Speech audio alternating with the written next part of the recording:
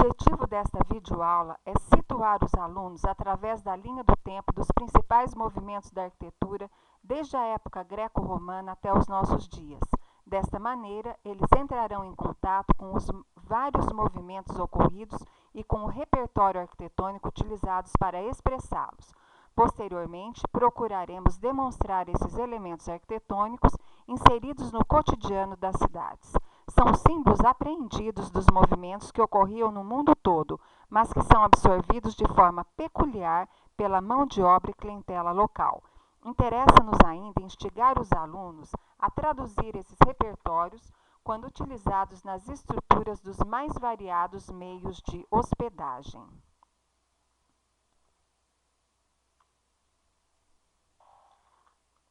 A seguir, demonstraremos os principais movimentos inseridos na linha do tempo em uma sequência cronológica.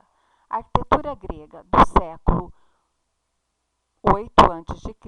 até o século II a.C. A partir desse período se convenciona a derrota dos gregos e o domínio dos romanos. A arquitetura romana do século VI a.C. até o século IV d.C. Estamos nos anos 330, onde há a criação do Império Romano do Oriente, cuja capital é Bizâncio, que depois se torna Constantinopla. Nos anos 395, há a divisão do Império Romano do Ocidente e Império Romano do Oriente. Partimos agora para a arquitetura paleocristã, do século III d.C. até o século IV d.C. A arquitetura paleocristã é contemporânea à queda dos imperadores romanos. O Estado se declara cristão e surgem as primeiras basílicas cristãs. Posteriormente, a arquitetura bizantina, do século V d.C. até o século XIV. Ocidente e Oriente dialogam e criam uma arquitetura específica, cujos maiores exemplares estão na Turquia, Síria e Grécia. Essa arquitetura se desenvolve até o século XIV. Um grande exemplo da arquitetura bizantina do Ocidente é Veneza. Após a arquitetura bizantina, há uma transição do século IV até o século IX e há uma alteração de costumes. Estamos agora na Idade Média, cuja expressividade arquitetônica se inicia com a arquitetura românica, do século XI até o século XII.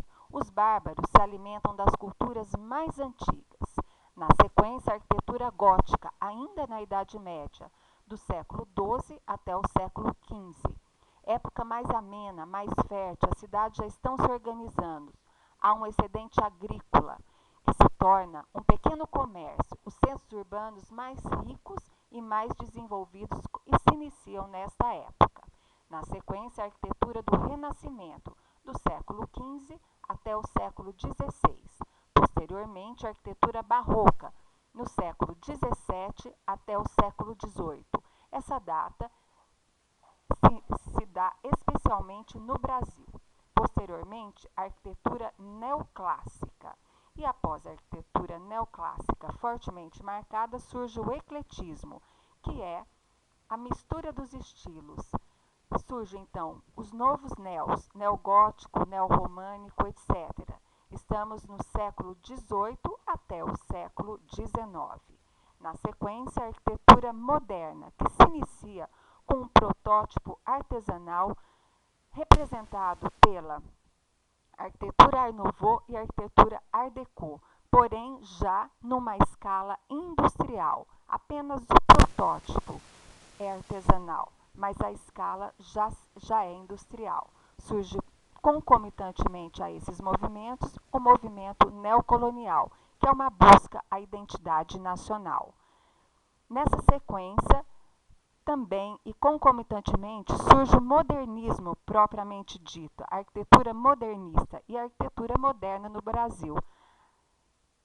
Na arquitetura moderna no Brasil existe a escola carioca, cujo representante é Oscar Niemeyer, e a escola paulista, cujo maior representante é Vila Nova Artigas. Num movimento que contraria toda a tipologia arquitetônica, todo o movimento conceitual do modernismo, Surge a arquitetura pós-moderna, ainda no século XX, cuja transição se encontra ainda em processo. Não sabemos aonde vamos chegar nessa transição, provavelmente a uma arquitetura cibernética. O período greco-romano, as ordens arquitetônicas clássicas gregas. A arquitetura clássica grega influenciou toda a arquitetura ocidental através dos séculos, pelo seu valor intrínseco e pela disseminação feita pelos romanos, seus grandes discípulos, em todas as províncias de seu império. Os edifícios gregos eram normalmente construídos em blocos de pedra perfeitamente talhados e encaixados, sem qualquer tipo de argamassa, estabilizando-se estruturalmente através da perfeita distribuição de seus pesos.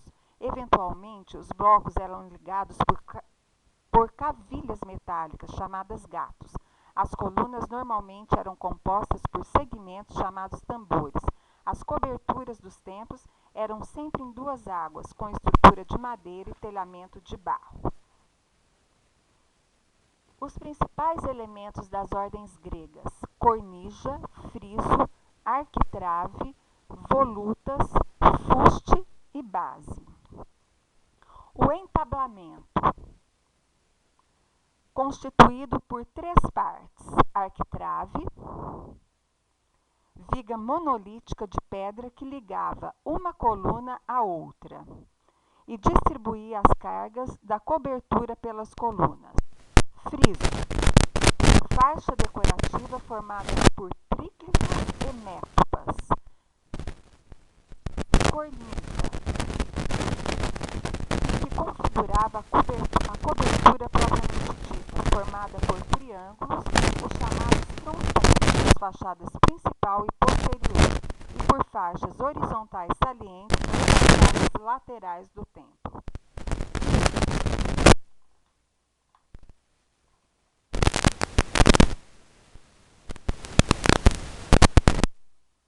A seguir, apresentamos os papéis das três ordens gregas: ordem dórica, ordem jônica e ordem coríntia.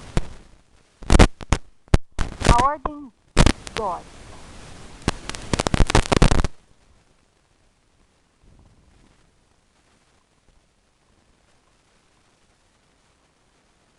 O fuste era 5 vezes e meia o diâmetro das colunas, que possuíam de 16 a 20 caneluras.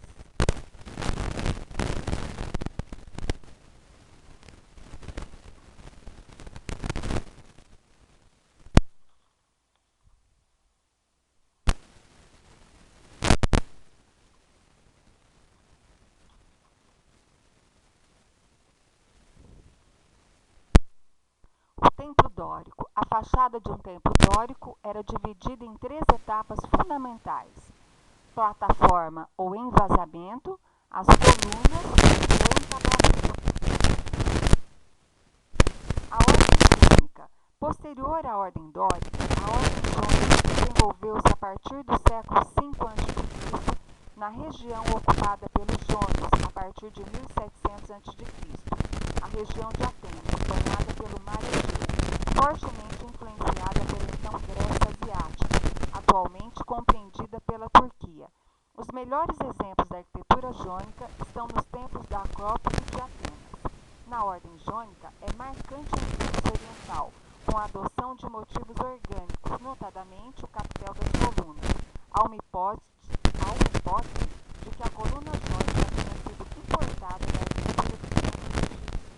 Esta é fortemente adornada por motivos vegetais, como palmeiras, videiras e papiros. Divisão da fachada de um templo jônico. A divisão fundamental da fachada de um templo jônico era a mesma de um templo dórico. As diferenças davam-se nos detalhes de cada componente, em inclusão de elementos novos ou exclusão de outros. A plataforma também escalonada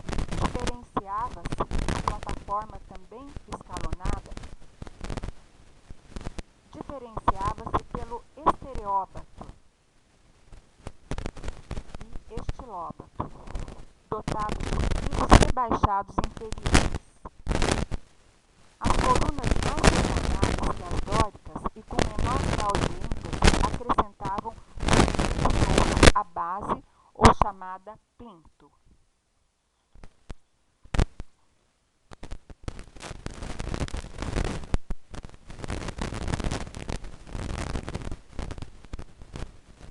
A ênfase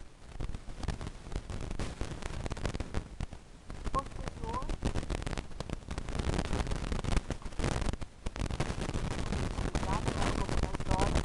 foi introduzido o conceito de êntase, ou ênfase, que era a redução gradual da pressão à medida em que se subia em altura. A êntase era utilizada para compensar o efeito visual de concavidade representado pelas colunas de seção uniforme.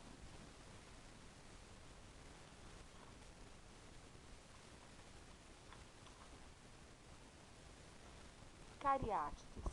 Dentro da ordem jônica, existia uma variante no desenho das colunas, as chamadas cariátides, que eram colunas em formas de mulheres, em homenagem a jovens da região de Cária, na Grécia Asiática, que foram escravizadas como parte de um acordo feito com os persas. O templo de Erecton, em estilo jônico, apresenta uma tribuna anexa sustentada por cariátides.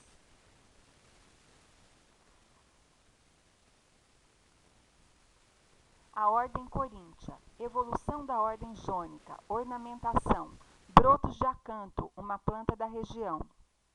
As colunas correspondiam a 11 vezes o diâmetro das próprias. Os romanos, sempre em busca de luxo e ostentação, foram os grandes divulgadores da ordem coríntia, adotando-a praticamente como padrão em suas obras.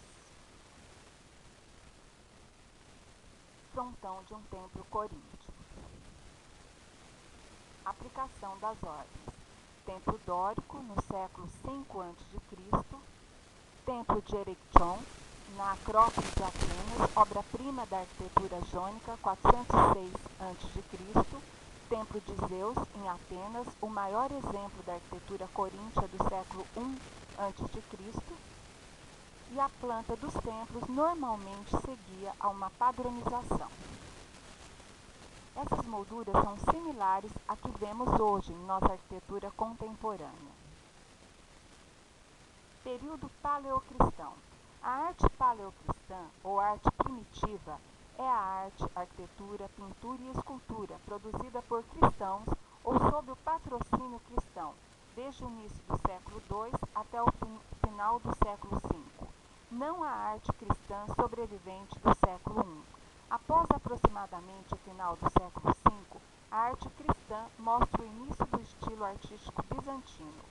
Antes do início do século II, os cristãos, sendo um grupo minoritário perseguido, pode ter sido coagido por sua posição a não produzir obras de arte duradouras, uma vez que nesse período o cristianismo era uma religião exclusiva das classes mais baixas. A falta de arte sobrevivente pode refletir uma falta de recursos para patrociná-la. Os primeiros indícios claros na afirmação de um estilo próprio cristão surgem no início do século II, sendo seu expoente as pinturas murais nas catacumbas romanas, lugar de culto e refúgio cristão. As primeiras basílicas. Santa Sabina é a mais antiga basílica romana em Roma, que ainda preserva sua planta retangular colunada e seu estilo arquitetural original. Sua decoração atual é uma restauração ao austero projeto original. Outras basílicas, como Santa Maria Maggiore, são muito mais decoradas. Por sua simplicidade, Santa Sabina representa a passagem de um fórum romano coberto para as primeiras igrejas do cristianismo.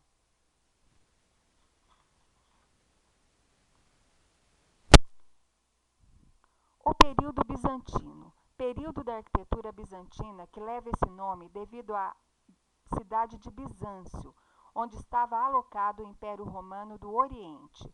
O estilo bizantino se caracteriza pela exuberância e riqueza dos templos, como que para se redimir das centenas de cristãos mortos, bem como da própria morte de Cristo, os romanos passaram a construir igrejas extremamente sofisticadas, gigantescas e adornadas com finíssimos mosaicos.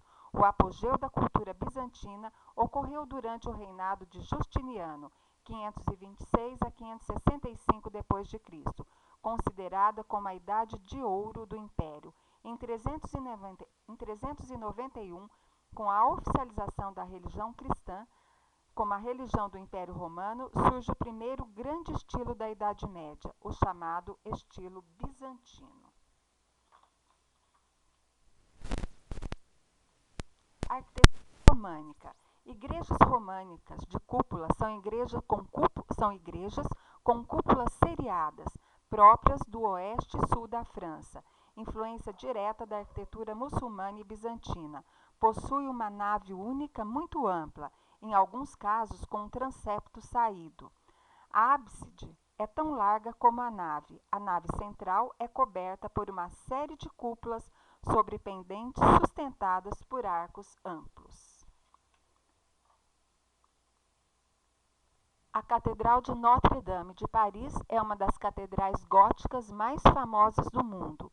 O termo gótico só apareceu na época do Renascimento, como um insulto estilístico, já que para os renascentistas a arte gótica é bárbara, sendo tipicamente medieval. A palavra gótico é em referência aos godos, povo bárbaro germano.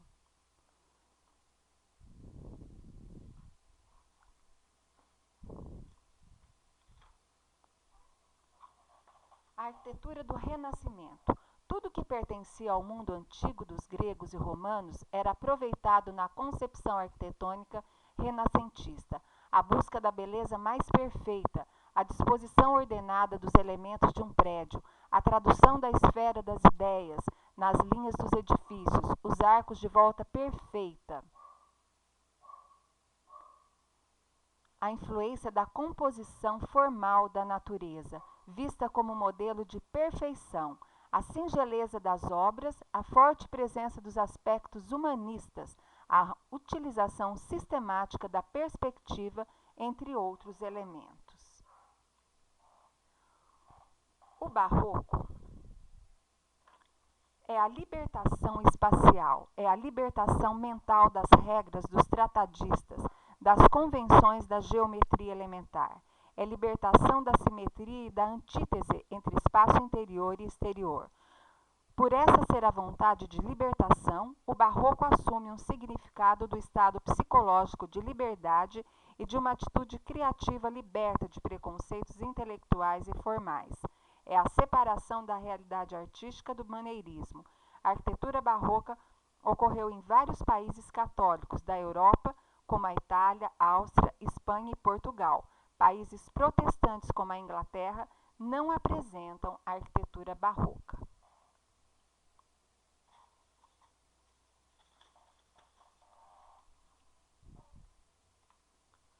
Considerando que o Renascimento contou com a riqueza e o poder dos tribunais italianos e era uma mistura de forças seculares e religiosas, o Barroco foi, pelo menos inicialmente, diretamente ligado à Contra-Reforma, um movimento dentro da Igreja Católica a reformar-se, em resposta para a Reforma Protestante. A arquitetura barroca e seus enfeites eram, por outro lado, mais acessíveis para as emoções e, por outro lado, uma declaração visível da riqueza e do poder da Igreja. O novo estilo manifestou-se, em particular, no contexto das novas ordens religiosas, como os teatinos e os jesuítas, que visavam melhorar a piedade popular.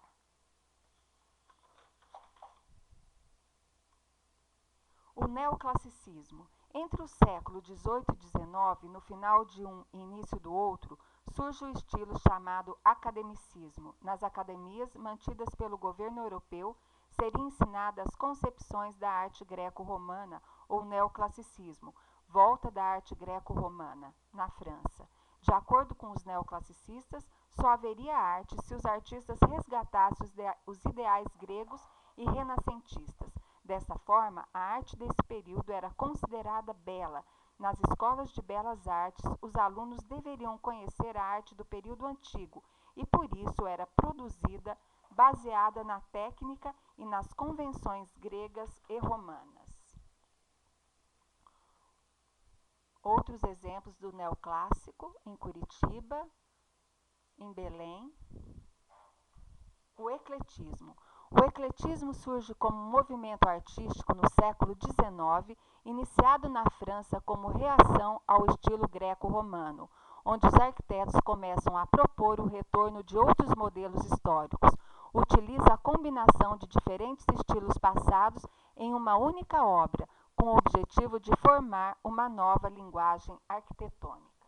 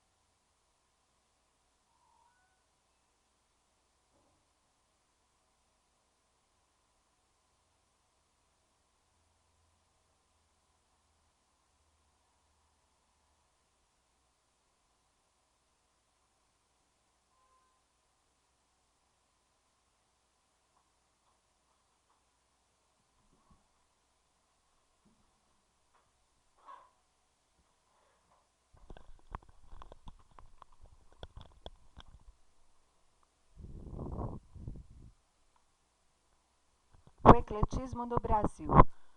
Teatro Municipal do Rio de Janeiro. No Brasil, no período de transição para o século XX, o ecletismo é a corrente dominante na arquitetura e nos planos de reurbanização das grandes cidades, como o Rio de Janeiro. O Teatro Municipal, projetado por Francisco de Oliveira Passos, é edificado na Avenida Central. É claramente inspirado no Ópera de Paris e aparece como o maior símbolo do ecletismo no Brasil. O Art Nouveau. O Art Nouveau é uma reação à arte acadêmica do século XIX, inspirado principalmente por formas e estruturas naturais, não somente em flores e plantas, mas também em linhas curvas. Apesar de o Art Nouveau ter sido substituído pelos estilos modernistas do século XX, ele é atualmente considerado uma importante transição entre o historicismo e o modernismo. Aqui vemos um exemplo de Vitor Horta, um arquiteto representativo no Art Nouveau, e a Vila Penteado, atual Fal-Maranhão, na cidade de São Paulo. O Art Deco. Art Deco é um estilo artístico de caráter decorativo que surgiu na Europa na década de 1920, atingindo os Estados Unidos e outros países do mundo na década de 1930. Esse estilo esteve presente na arquitetura, design industrial, mobiliário, moda e decoração. A Exposição Internacional de Artes Decorativas e Industriais Modernas, ocorrida em 1925 em Paris, pode ser considerado o auge da Art Deco. Num primeiro momento, década de 1920, seguiu um estilo mais luxuoso, com o uso de materiais como, por exemplo, marfim e jade. Nesta fase, o Art Deco ficou muito ligado aos anseios artísticos e culturais da burguesia europeia. No final da década de 1920, quando ganha força nos Estados Unidos, o Art Deco vai para o caminho do design industrial, utilizando-se de materiais que possibilitam a produção em larga escala. Esse aspecto fez o Art Deco chegar a grande parte do povo, invadindo a vida cotidiana. Esse maior exemplo do Art Deco está em Miami Beach, nos Estados Unidos. O neocolonial. O estilo neocolonial no Brasil está ligado à busca de uma arte genuinamente nacional. O marco de lançamento do movimento foi a Conferência A Arte Tradicional no Brasil, ditada em 1914 na Sociedade de Cultura Artística de São Paulo, pelo arquiteto e engenheiro português Ricardo Severo. Na conferência, Severo defende o estilo colonial brasileiro de raízes lusitanas como verdadeiro estilo nacional, em contraposição ao ecletismo e o revivalismo da arquitetura da época, que, segundo Severo, representavam estilos estranhos à tradição brasileira.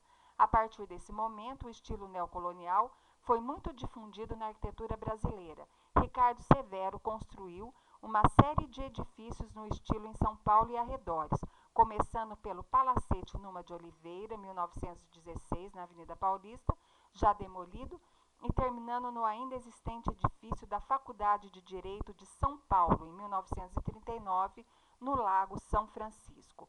Um dos maiores exemplos neocoloniais no país é o Grande Hotel de Araxá.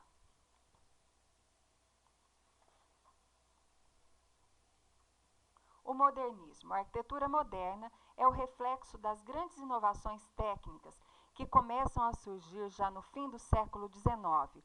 Com a Revolução Industrial, passa-se a utilizar o ferro de maneira nunca antes vistas nas construções, assim como o concreto. Materiais como o aço e o concreto armado dão aos arquitetos possibilidades inéditas de criação, o que faz com que esse estilo se torne completamente diferente de tudo que se viu até então.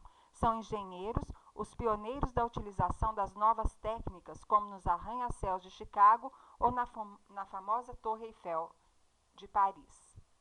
O modernismo no Brasil, a Escola Carioca, Brasília e Museu de Arte de Niterói.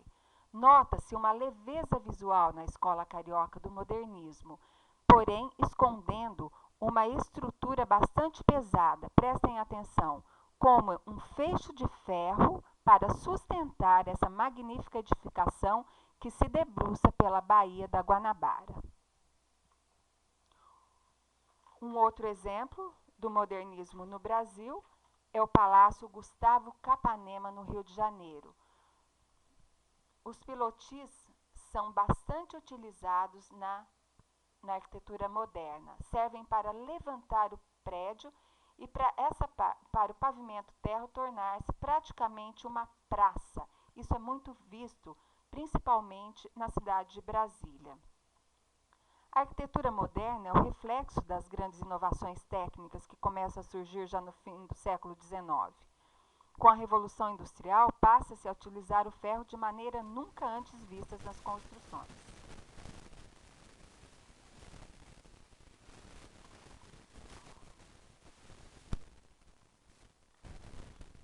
Outros exemplos: o auditório do Parque do Ibirapuera, arquitetura modernista, e a Catedral de Brasília, de Oscar Niemeyer. O exemplo da arquitetura brutalista, que é a FAUSP de Vila Nova Artigas, concreto aparente, porém uma estrutura mais leve, com pontos de apoio em maior quantidade do que a escola carioca, que é a escola de Oscar Niemeyer. Arquitetura pós-moderna. A arquitetura pós-moderna é um termo genérico para designar uma série de novas propostas arquitetônicas, cujo objetivo foi o de estabelecer a crítica à arquitetura moderna, a partir dos anos 1960 até o início dos anos 1990. Seu auge é associado à década de 1980 e final da década de 1970, em figuras como Robert Venturi, Philip Johnson e outros. as diferentes ideias dos dinamarqueses. Historicismo presente e cores fortes. Passamos agora ao que nos propusemos nesta videoaula. É a nossa principal ênfase, que é capturar os movimentos arquitetônicos inseridos no cotidiano de nossas cidades. Vemos aqui a estação ferroviária de Olímpia, cuja tipologia predominante é o Art Nouveau. Nota-se, por exemplo, a ferragem, né, acrescida de um movimento e as formas curvas. Na sequência, o antigo Hotel Internacional, que faz parte de um complexo arquitetônico composto pela estação ferroviária, mostrada anteriormente, pelo abastecimento do trem, na sequência que mostraremos, e por esse antigo hotel que hospedava os viajantes da estação ferroviária. Essa edificação segue uma tipologia neoclassicizante, que podemos dizer, por possuir esses frisos e essa simetria quase que vitruviana. A residência de Jeremias Unardelli, o antigo rei do café da região, em estilo neoclássico. Jeremias Unardelli foi uma figura importante em Olímpia. Fez várias doações de obras de arte no Museu de Arte de São Paulo, no MASP.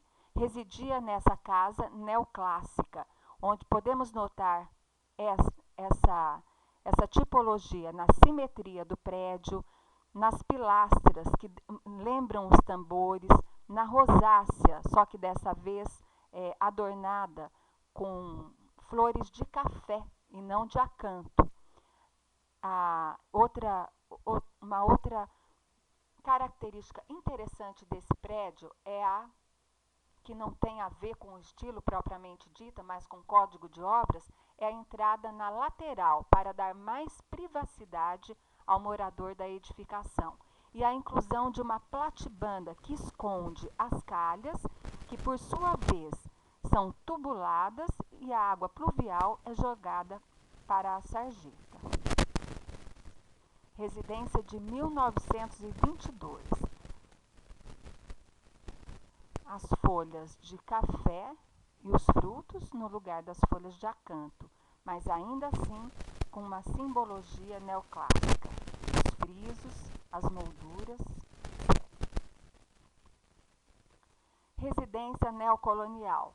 Vemos aqui o recorte dos telhados, esse elemento da arquitetura chamado tacaniça interrompida, muito utilizado nos chalés coloniais.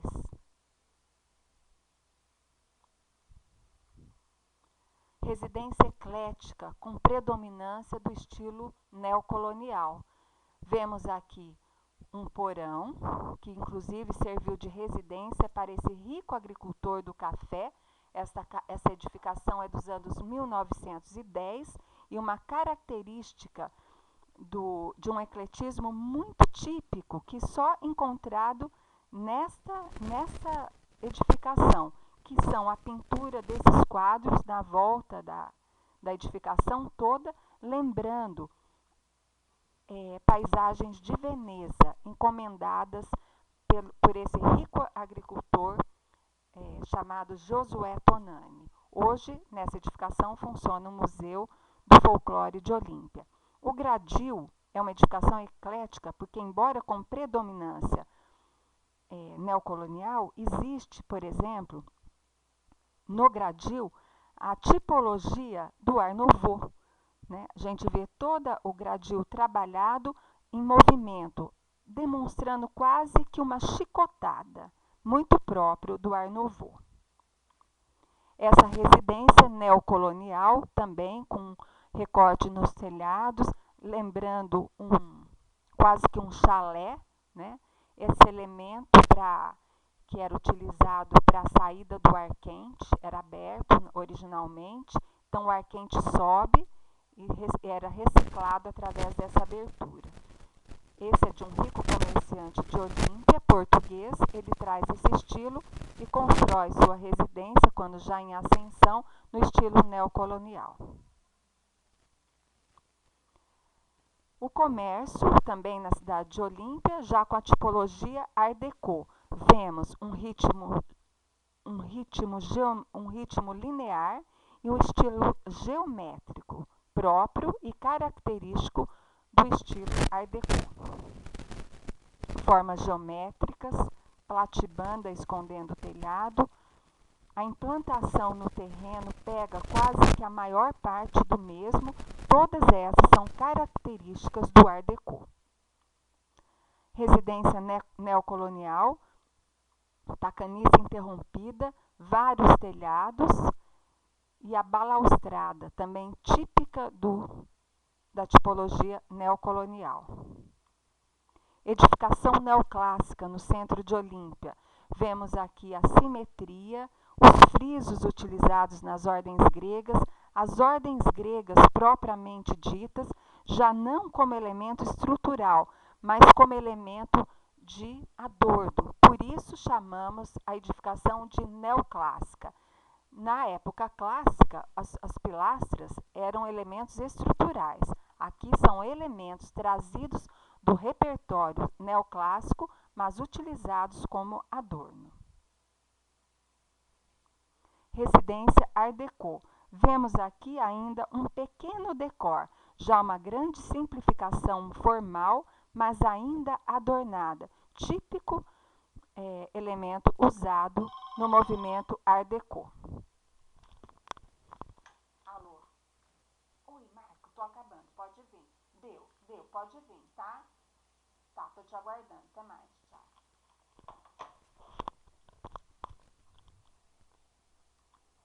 Residência eclética no centro de Olímpia.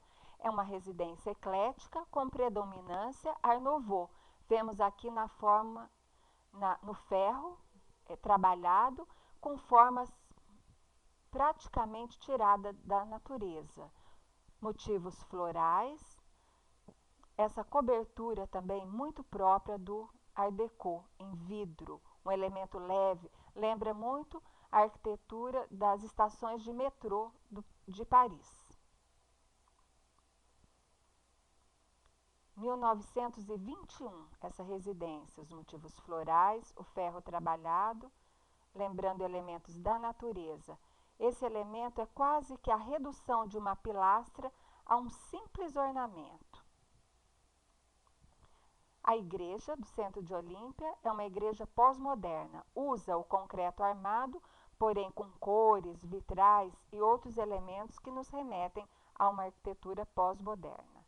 Residência eclética com predominância neocolonial e neoclássica. Esses elementos utilizados, essas molduras na arquitetura neoclássica e essa escada própria do movimento neocolonial. Por isso dizemos, essa mistura de estilos traduz uma residência eclética. A balaustrada também faz parte do movimento neocolonial.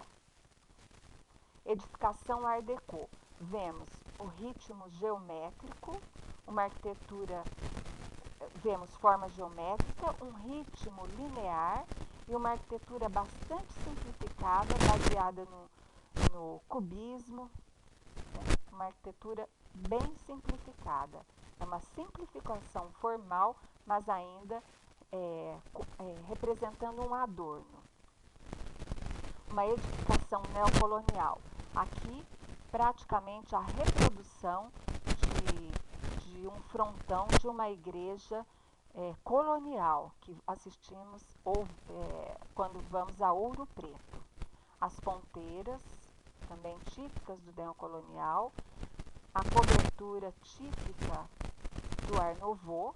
Existe um componente eclético, mas a predominância através do frontão, das ponteiras, da balaustrada e da escada, pode-se dizer que a predominância é neocolonial.